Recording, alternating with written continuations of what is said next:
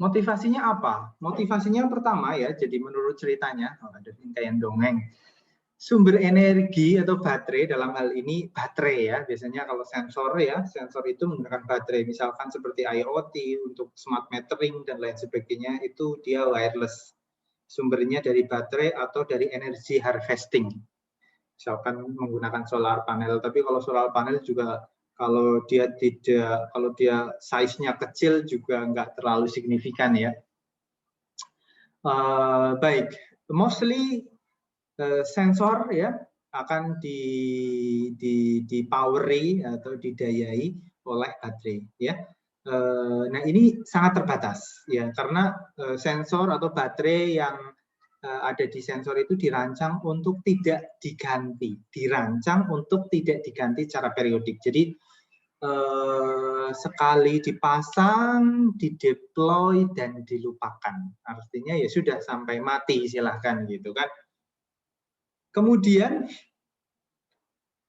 dari penelitian, saya kira Bapak Ibu juga sudah membaca dari paper yang kemarin 2 minggu yang lalu saya kasih sebagai tugas. Porsi terbesar dari sensor ya itu digunakan untuk apa? Untuk pengiriman informasi ya secara nirkabel, secara wireless, mengirimkan dan menerima, memiliki proporsi energi yang paling besar dibandingkan dengan processing dan dibandingkan dengan sensingnya. Untuk energi untuk sensing, energi untuk processing, energi untuk transmit atau transceiver ya, untuk proses pengiriman itu jauh lebih besar daripada yang lain. Oleh karena itu, bagaimana, pertanyaannya adalah bagaimana cara mengefisiensikan proses transmisi ini, proses transmisi dan penerimaan ya, resepsi gitu ya. Nah, salah satunya kaitannya adalah menentukan routing yang efisien. Jadi menentukan routing itu menentukan jalur ya. Menentukan jalur itu sangat dipengaruhi oleh energi atau energi yang digunakan untuk transmisi. Tentunya ketika energi transmisinya powernya besar, dia akan menjangkau daerah yang lebih jauh gitu kan kira-kira. Nah, ketika routing, nah ini kan mengirimkan lah istilahnya, mengirimkan paket informasi ini ke tujuan. Nah, ketujuan ini tujuannya adalah di gateway tentunya ya. Ini kalau kita lihat di gambar begitu ya. Kalau lihat di gambar ya misalkan dari sini, dari yang ini, yang kuning ya, orange ini, apakah dia langsung ke sini ataukah dia nitip ke sini? Ya, pertanyaan masalahnya kan begitu. Apakah dia langsung ke gateway atau dia nitip ke relay? Nah, pertanyaannya begitu. Nah, kalau dia yang posisinya paling jauh, saya kira Bapak Ibu juga sepakat bahwa terlalu ke sini walaupun mungkin mampu ya, mampu. Tapi konsekuensinya adalah dayanya besar sekali, Bapak Ibu. Nah, kalau besar ya dia cepat mati. Ya, cepat mati. Nah, kalau mati ya berarti ya jadi tidak berfungsi dong, gitu. Nah, pertanyaannya adalah bagaimana menentukan routing yang efisien. Nah, routing yang efisien itu metode yang sudah diteliti ya, itu adalah menggunakan metode clustering, klasterisasi dengan misalkan klasterisasi berdasarkan jarak gitu. Ini paling umum. Jadi dari jarak apa? Jarak misalkan dari gateway-nya begitu ya, dari gateway-nya atau dari sekumpulannya begitu, di cluster, dikelompokkan kira-kira begitu. Nah,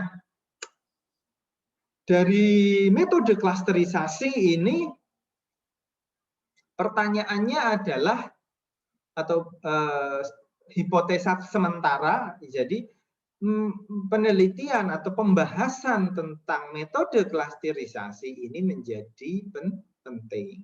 Iya. Nah, ini kita sudah mempunyai argumen yang kuat bahwa pembahasan klasterisasi dalam sistem komunikasi sensor itu penting. Oke. Nah, ini keuntungan klasterisasi, ya, keuntungan klasterisasi. Ada beberapa parameter yang bisa diuntungkan. Ya, pertama dari konsumsi energi. Dari konsumsi energi. Kenapa konsumsi energi? Konsumsi energi karena dengan proses clustering kita bisa istilahnya meratakan energi yang dikeluarkan oleh si sensor. Ya, meratakan artinya sensor yang jauh tidak perlu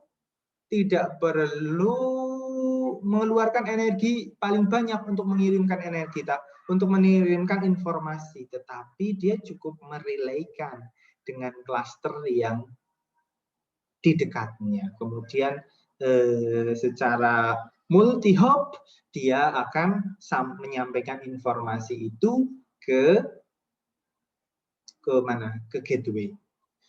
Oke. Kita ikuti tanda panahnya aja ya. Kemudian ada less delay ya. Less delay ini kaitannya dengan metode akses di gateway. Metode akses di gateway.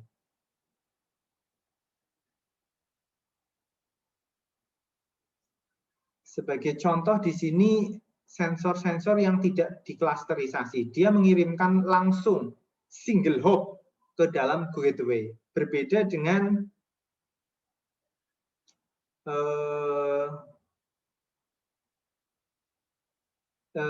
yang terklasterisasi,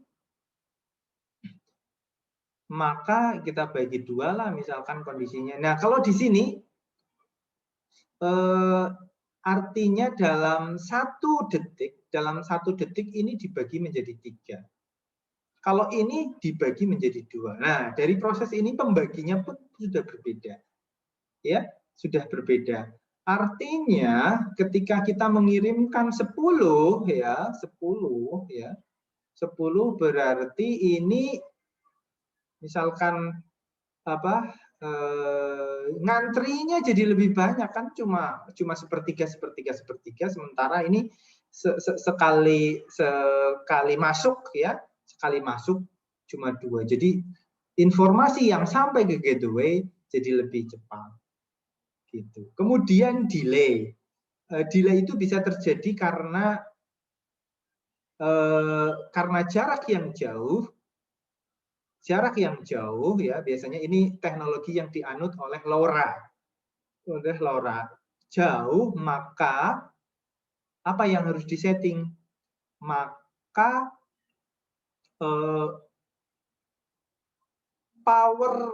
powernya itu besar ya. Terus kok langsung ke sini. Nah, power yang diterima, kita melihatnya power yang diterima. Power yang diterima, PR sama PR-nya si dia, ya, dibandingkan dengan yang jauh, ini PR1 lebih besar dong daripada PR2. Nah, karena yang diterima PR-nya lebih kecil,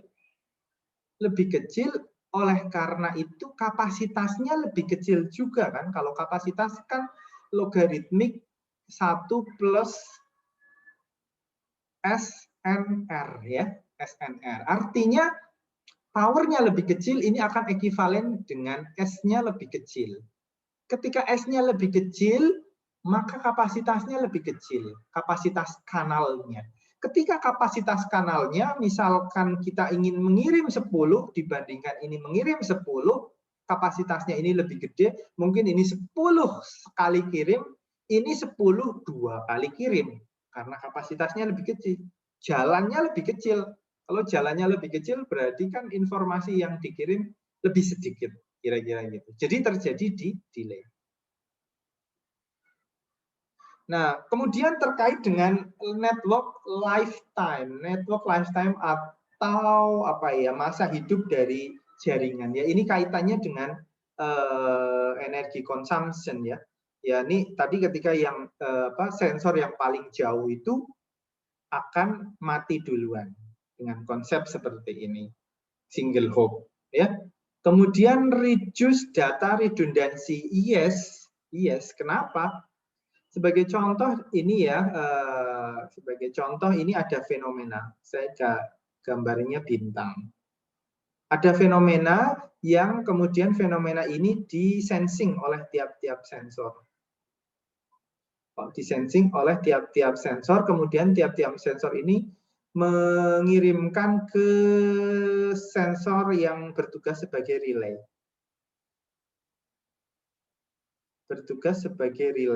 Ya. Si sensor ini ya, dia mengirimkan ke sini. Nah, sebelum dikirim, dia akan melakukan pengolahan, mengecek, dari sensor 1, 2, 3, 4, 5, ternyata dia mengirimkan informasi yang sama. Ketika informasi yang sama dan tidak ada yang signifikan di antaranya, maka dia cukup mengirimkan satu jenis informasi saja kan. Misalkan di sini panas. Ini panas juga, panas. Ya, kalau gitu ya kita kirimkan informasi ini panas, cukup satu kali aja. Maka reduce data redundancy. Kemudian robust. Kenapa robust? Ini implikasi dari data redundansi sih sebenarnya. Salah satu benefit turunan. Loh, kenapa? Ya ketika redundannya banyak, berarti kan data itu makin bisa dipercaya, robust. Jadi karena makin dipercaya, istilahnya probabilitasnya besar, ini memang panas nih. Ini mendapatkan laporan dari 5 sensor bahwa panas. Ini yakin mesti panas. Karena dalam sensor ini ada istilahnya false alarm. False alarm atau sinyal palsu ya. Wong tidak panas, laporannya panas ya. Itu bisa terjadi dalam sebuah sistem komunikasi sensor. Tapi kalau yang ngirim banyak ya, efek dari redundansi ini berarti yakin. Ini panas ya. Ini panas. Tingkat keyakinannya tinggi. Karena yakin, maka dia tidak secara langsung false alarmnya atau sinyal palsunya itu kecil gitu. Robust bahasa yang lain. Robust. Ya, seperti itu Bapak Ibu. Ya. Lanjut. Ini udah 10 menit aja ya. Tadi saya janjinya 5 menit ya. Mudah-mudahan masih tahan ya Bapak Ibu ya. Nah, atau mau gantian jelasin. Oke. Boleh lanjut ya, masih ya Bapak Ibu ya.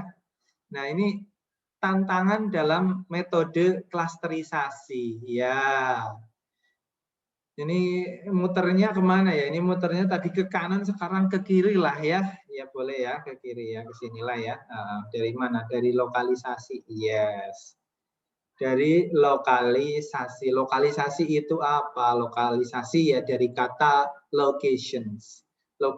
Localization artinya menentukan lokasi sensor. Lokasi sensor. Nah, ini tantangan. Tantangan kenapa ya? Karena kalau kita lihat ya, misalkan ini area of deployment, area sensornya, misalkan dia sensornya random begitu ya. Ini lokasinya ini di mana begitu ya. Biasanya sensor itu tidak dilengkapi dengan GPS. Kalau yang modelnya untuk observasi ya. Ya, tapi ini consider debatable, dalam artian ya tergantung aplikasi sih. Tapi biasanya sensor yang murah itu tidak dilengkapi dengan GPS karena GPS itu menjadi beban tersendiri. Artinya menjadi dayanya itu makin besar gitu, makin boros lah baterainya. Bapak Ibu bisa buktikan sendiri ya, misalkan HP Bapak Ibu diaktifkan GPS-nya ya, dibandingkan dengan tidak, saya yakin dan percaya ya akan cepat habis baterainya apabila GPS-nya dinyalakan. Ya. Itu kenapa. Nah, oke, kembali lagi. Oleh karena itu, karena nggak ada GPS-nya, tapi kita butuh lokasinya, begitu kan? Lokasi sensornya, begitu. Terus gimana? Caranya? Nah, ini menjadi topik sendiri. Lokalisasi dalam sensor nih, kabel itu, dalam sistem komunikasi sensor itu menjadi topik sendiri. How, bagaimana menentukan lokasi dari sensor, macam-macam.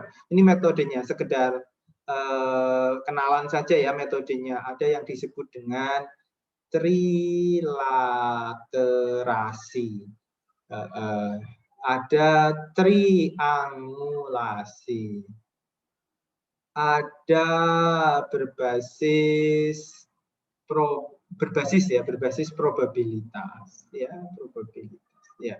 ada yang berbasis grid ya. Nah, metode ini ada yang berbasis RSSI, ada yang berbasis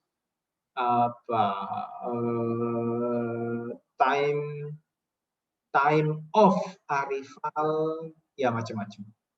Ya, ini untuk menentukan lokasi dari sensornya. Kemudian lanjut, network dynamic. Network dynamic ini kaitannya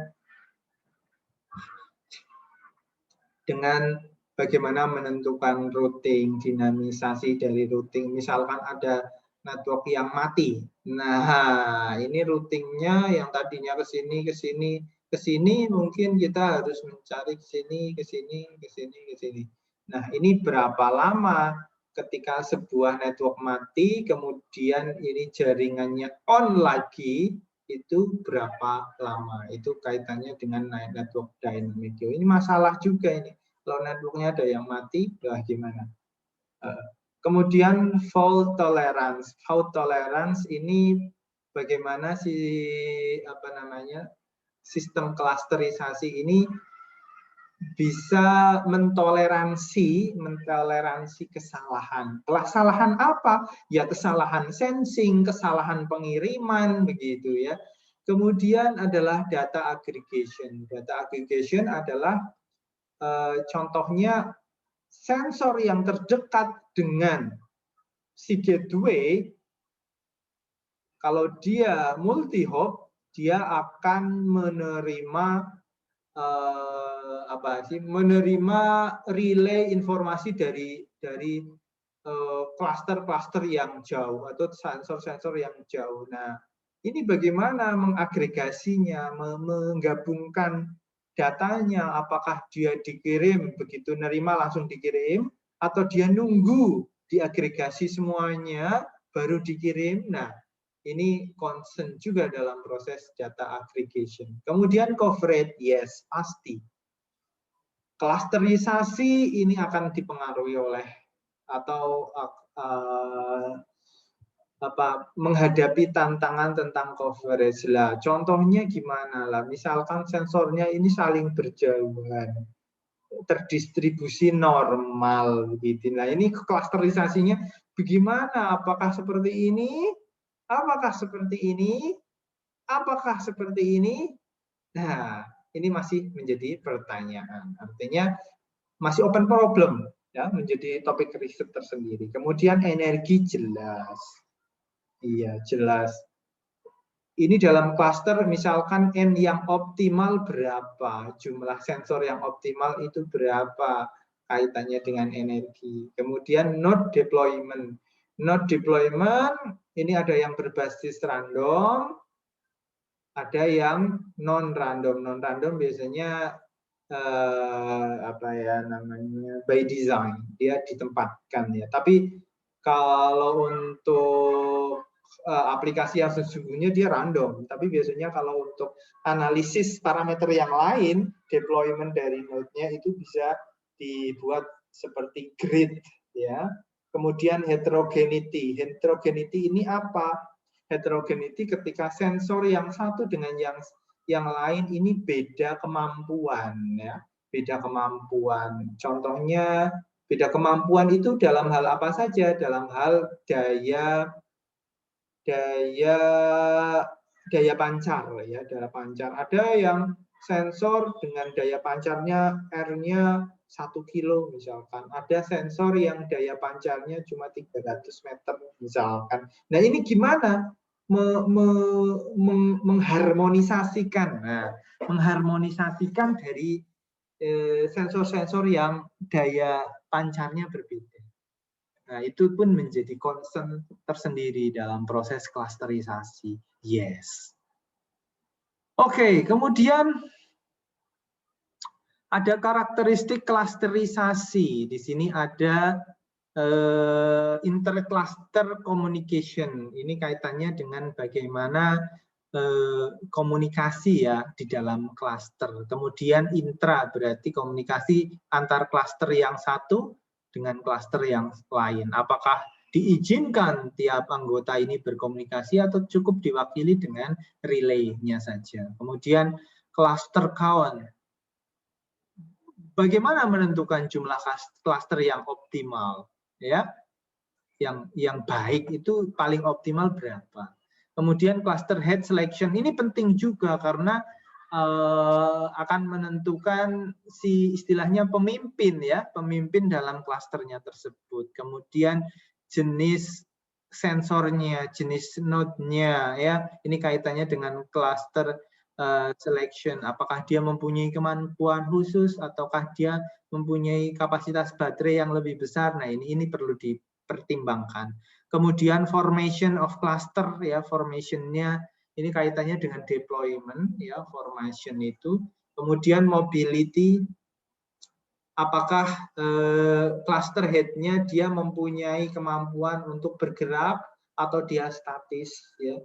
Kan ada sensor-sensor yang dia mobile, misalkan sensor yang ada di laut, dia dipengaruhi oleh gelombang air, berarti kan mobile sebenarnya dia sangat dipengaruhi gitu ya. Mobile artinya kanalnya menjadi tidak relatif lebih fluktuasi kalau mobile. Kemudian complexity of algorithm ya jelas. Ketika kita contohnya saja ada sensor kayak gini. Misalkan kita membuat sebuah cluster, apa ini algoritmanya atau urutannya gimana caranya? Apakah berbasis jarak dekat begini, atau berbasis daya transmisi? Nah, ini menjadi karakteristik tersendiri.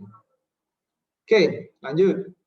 Nah, ini kita masuk ke klasifikasi klasterisasi ya. Klasterisasi yang bisa diklasifikasikan berdasarkan apa saja. Pertama, berdasarkan jaringan yang homogen. Jaringan yang homogen apa? Lihat gambarnya di sini. Gambarnya sensornya berwarna pink semuanya ya. Berwarna pink semuanya. Artinya apa? Sensornya sama, homogen. Iya. Kemampuannya sama, daya pancarnya sama ya. Fungsinya juga sama, baterainya, kapasitas baterainya juga sama.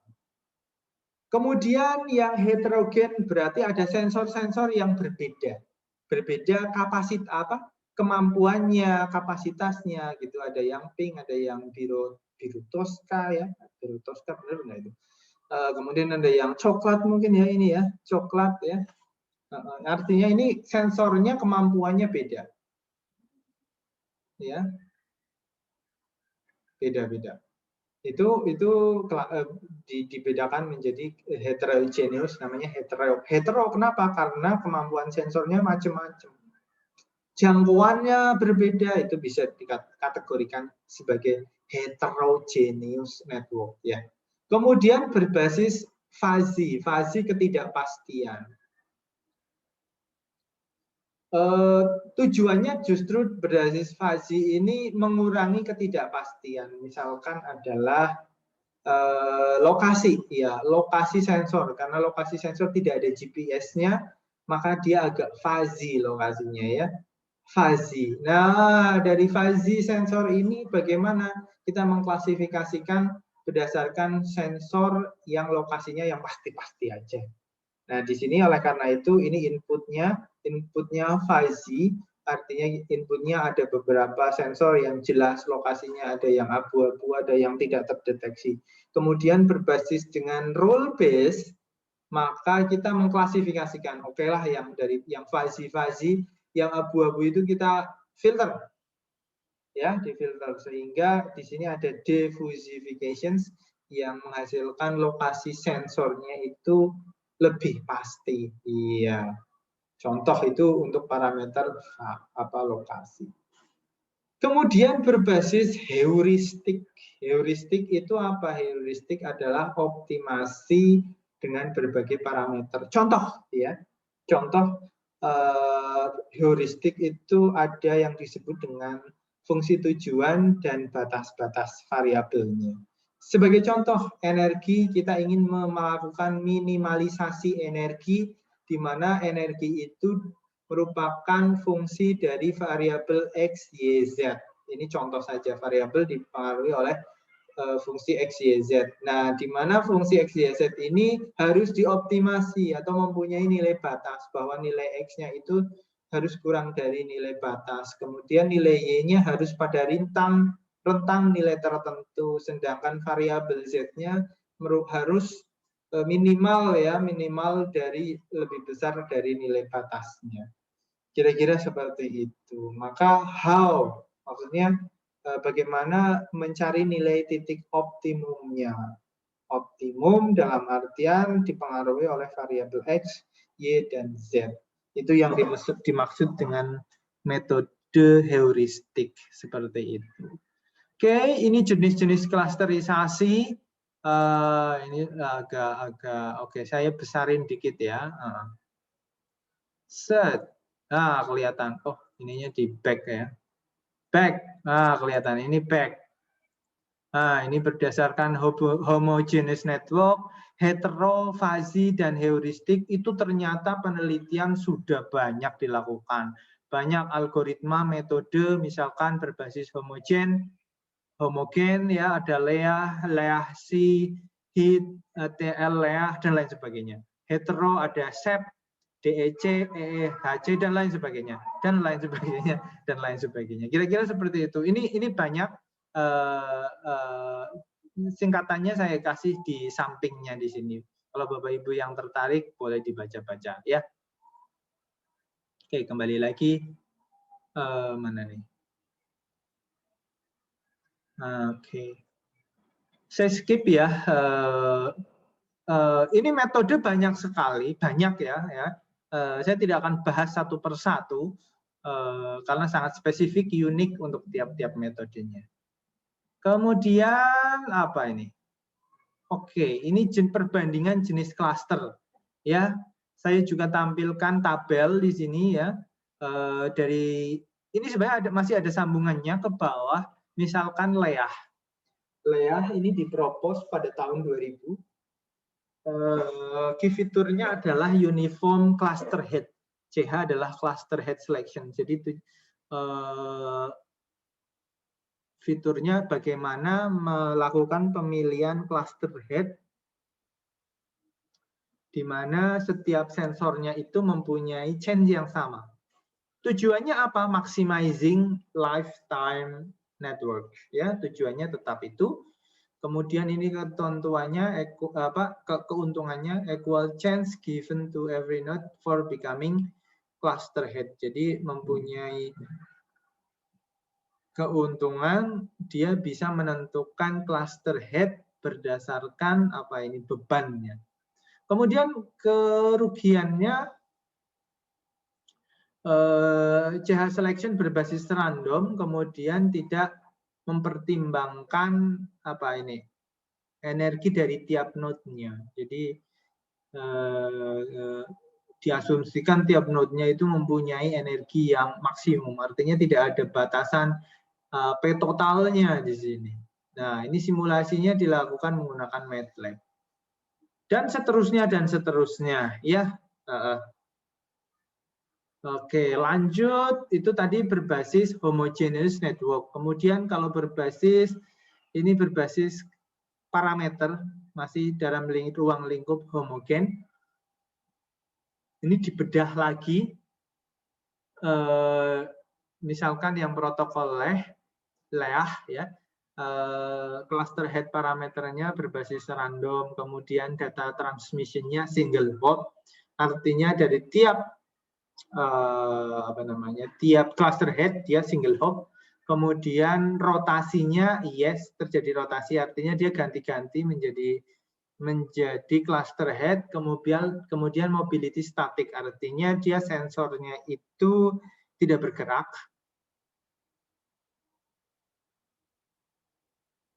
Seleksinya itu menggunakan binary berbasis threshold.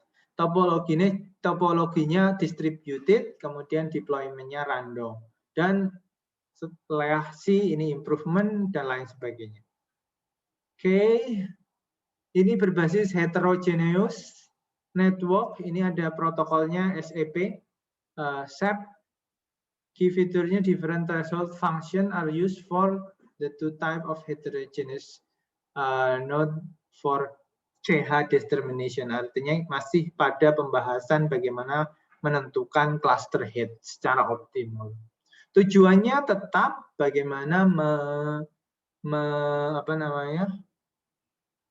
memperpanjang network lifetime. Simulatornya menggunakan MATLAB, ini ada keuntungan dan kerugiannya. Dan seterusnya ini berbasis fuzzy, berbasis heuristic approach, ya. Ini sebenarnya tabel ini menjelaskan apa yang ada di gambar ini sih, ya. Ini mendetailkan komparatif studinya atau perbandingan studinya. Oke, kesimpulannya teknik klasterisasi dapat menjadi solusi penghematan energi untuk meningkatkan network lifetime. Kemudian teknik klasterisasi dapat dibedakan menjadi 4 jenis: homogen network, heterogeneous network, kemudian ada fuzzy logic dan heuristic approach, ya. Ini referensinya, papernya masih sangat hangat, ya, baru 2021. Clustering Protocol in Wireless Sensor Network, sebuah survei, ya. Jurnalnya Computer Science Review. Oke, akhirnya selesai juga penjelasan dari saya. Ini 5 menit plus. Aduh, saya membohongi Bapak Ibu ini. Aduh, bahaya ini, ya. Mohon maaf ya Bapak Ibu, ya. Silakan Bapak Ibu kalau ada pertanyaan, monggo.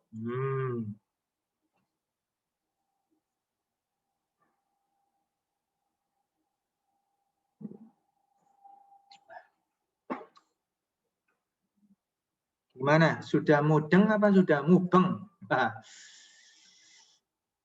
Saya sambil upload, ya, PPT-nya, ya, ke Mas, ya. Silahkan kalau ada Bapak Ibu yang bertanya.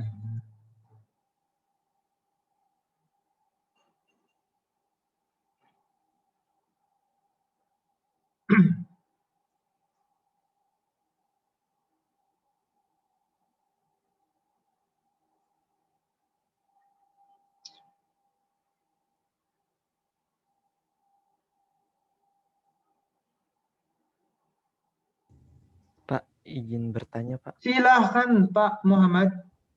Untuk teknik klasterisasi ini tuh berarti setiap teknik itu memiliki memiliki routing yang berbeda-beda ya, Pak, ya? Atau gimana, Pak? Atau ada yang sama kan? Tadi ada yang di tabel tadi ada yang single hop, ada yang two hop, kalau nggak salah tadi saya sekilas baca yang di tabel kotak tadi. Oh iya, betul sekali. Betul. Berarti itu harus dicoba salah satu-satu atau oke yang ini pakai single hop, terus yang ini multi hop, atau emang sudah ada ketentuannya, Pak?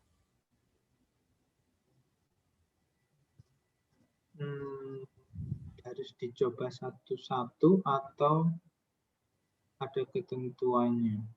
Misalnya kan kalau yang energi ini tulisannya kan data transmisinya single hop. apa ini untuk menentukan ini single hop, apakah sudah ada atau dicoba yang seperti paper tugas yang kemarin kan dia menggunakan 3 root string ya Pak, kalau nggak Oke. salah. Kalau berdasarkan penelitian terakhir, yang paling optimal adalah menggunakan multi hop. Begitu. Oke. Baik, Iya. Pak. Terima kasih, Pak. Iya, iya. Sama-sama. Pak izin bertanya, Pak. Silakan, Pak. Apakah ini ada kekurangannya, Pak? Misalnya kan kalau dia clustering kan berarti hanya satu node ya, satu node yang mengirimkan ke misalnya ke gateway-nya. Apakah ada kekurangan seperti bottleneck gitu? Jadi mungkin itu. Terima kasih, Pak. Maksudnya dengan metode clustering itu apakah ada kekurangannya? Kekurangannya apa gitu ya? Dibandingkan metode yang lain. Dengan metode yang lain. Sebenarnya bukan kekurangan, justru metode clustering itu menjadi solusi ya. Jadi kalau di awal dimotivasinya itu metode clustering atau clusterisasi itu menjadi solusi untuk mendapatkan routing yang efisien, Pak. Maksudnya kalau misalnya kan semuanya nanti kan dikirim ke satu node ya Pak. Jadi satu node dikirim, terus dari satu node itu dikirim ke gateway-nya. Iya. Nah misalnya itu apa tidak terjadi bottleneck ya? Jadi semuanya dikirim. Jadi apakah node yang untuk mengirim ke gateway itu mempunyai spesifikasi yang berbeda dengan node yang lain atau gimana? Oke, baik. Pertanyaan bagus, menarik. Bentar. Ini udah saya urat-urat ya.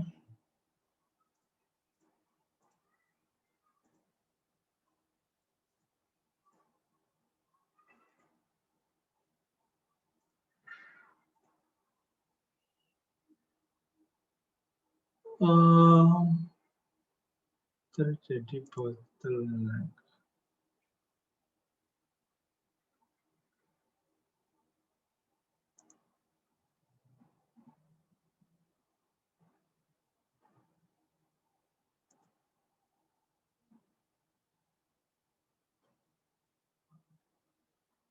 Nah, salah satu betul, memang logikanya begitu. Artinya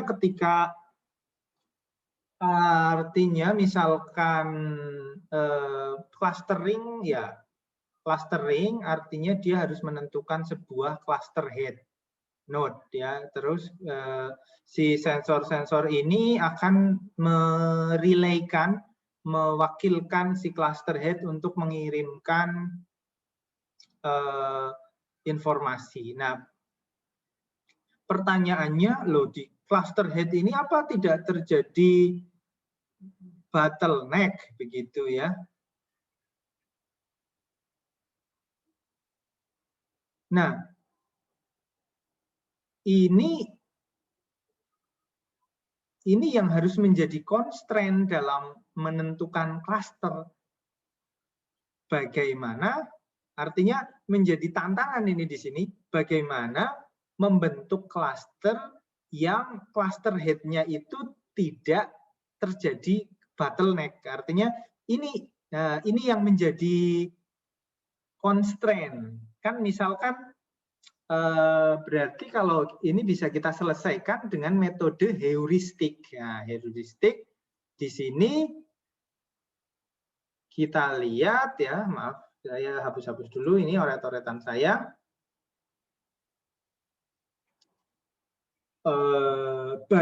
Nah, misal tujuan utamanya tetap adalah meminimalkan energi. Nah, tadi bagaimana dengan kondisi bottleneck di cluster head? Ya, kalau gitu kita harus pertimbangkan ini variabel salah satu variabel yang menjadi constraint. Ya, ini misalkan nilai batas dari sebelum terjadi bottleneck. Misalkan terjadi bottleneck itu ketika jumlah anggota klasternya 10. Berarti algoritmanya di sini bagaimana merumuskan atau mencari nilai optimum, mencari nilai optimum atau mencari nilai minimum energi berdasarkan objective functionnya, fungsi tujuannya, dengan memberikan batasan variabel berupa bottleneck ini. Kira-kira seperti itu, Pak. Baik, Pak.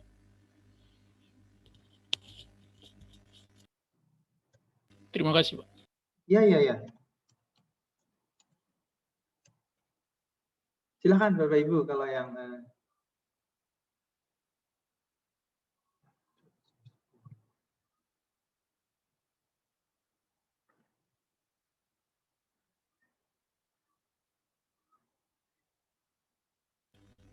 Mau bertanya lagi, Pak. ya, silakan. Jadi kalau penerapan kayak machine learning gitu bisa nggak dipakai untuk optimalisasi untuk pemilihan node-nya gitu?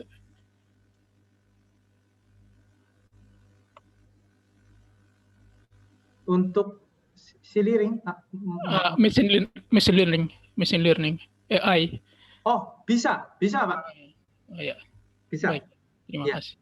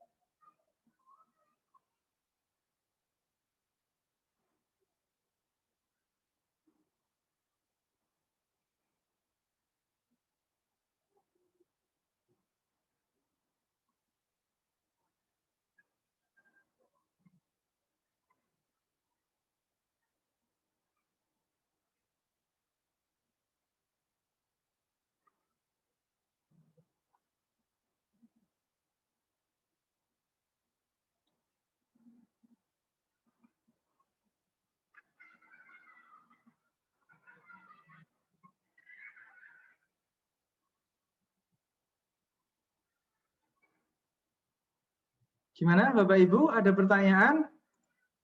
Kalau tidak ada ya kita akhiri saja. Mungkin mau bertanya lagi, Pak.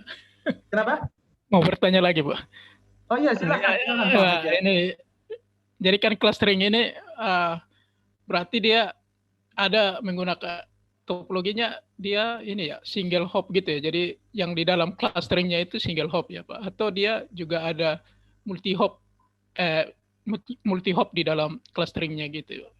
Sama seperti kan gambar ini kan kalau saya lihat kan dia multi hop ya. Yang sebelah kiri bawah dia dua lompatan untuk sampai ke base stationnya. Apakah dia hybrid atau bagaimana ya Pak? Saya kurang tangkap karena kalau dari gambar awal itu kan dia single hop ya Pak, untuk sampai ke cluster head-nya.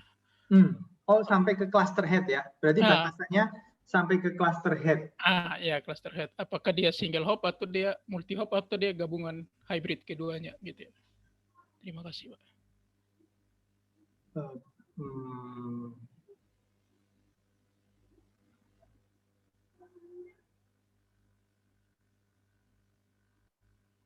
Sebenarnya pertanyaannya apa ya?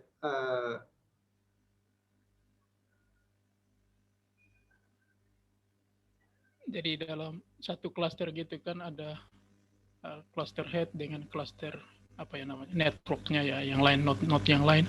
Terus dia terhubung ke cluster head-nya. Nah, untuk terhubung ke cluster head-nya itu apakah dia langsung terhubung ke cluster head apa dia juga melakukan lompatan lagi, hop lagi untuk sampai ke cluster head-nya. Jadi semacam cluster head itu ada relay-nya di dalam juga untuk mengantarkan lagi untuk sampai ke cluster head-nya itu. Oke, iya. Pertanyaan bagus ya. Tapi biasanya ya, bukan biasanya.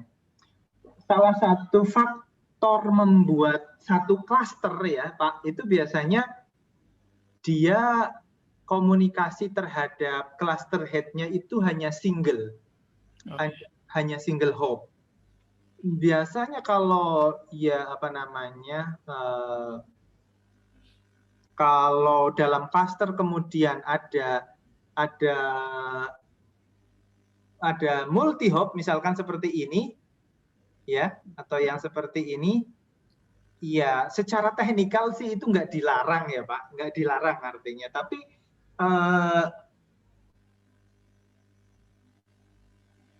menjadi apa namanya ya, menjadi tidak efektif untuk yang dia kenapa dia harus merelaykan ke sini kalau mungkin dia lebih baik bikin klaster baru dengan yang lain. Kira-kira seperti itu. Tapi ini jawaban saya tidak absolut ya Pak. Artinya tergantung modelnya, tergantung kasuistiknya. Tapi berdasarkan keumumannya, tujuan dari klasterisasi ya agar node-node yang berada di sekitar cluster head itu bisa hanya single hop saja. Oh iya. Itu sih. Baik Pak, terima kasih.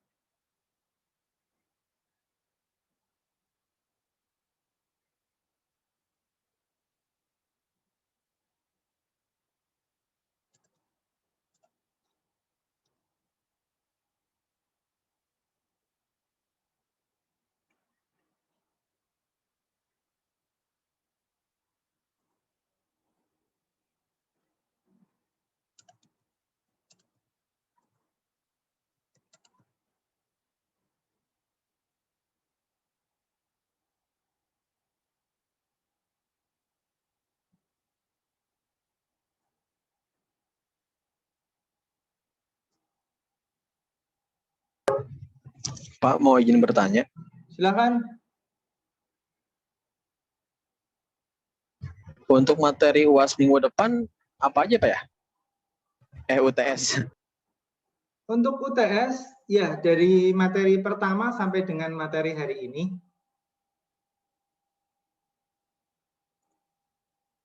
Baik Pak.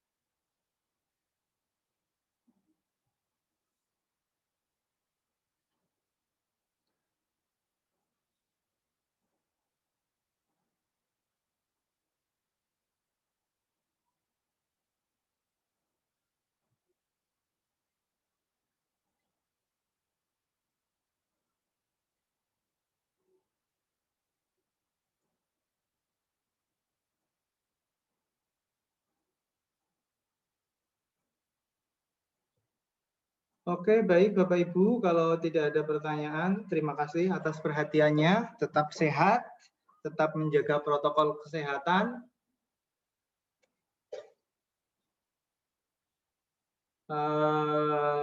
Semoga minggu depan bisa menjalankan UTS dengan maksimal, ya. Selamat ber-UTS. Sampai ketemu minggu depan, ya. Terima kasih. Assalamualaikum warahmatullahi wabarakatuh. Waalaikumsalam warahmatullahi wabarakatuh. Terima kasih Pak. Terima kasih Pak. Terima kasih Pak.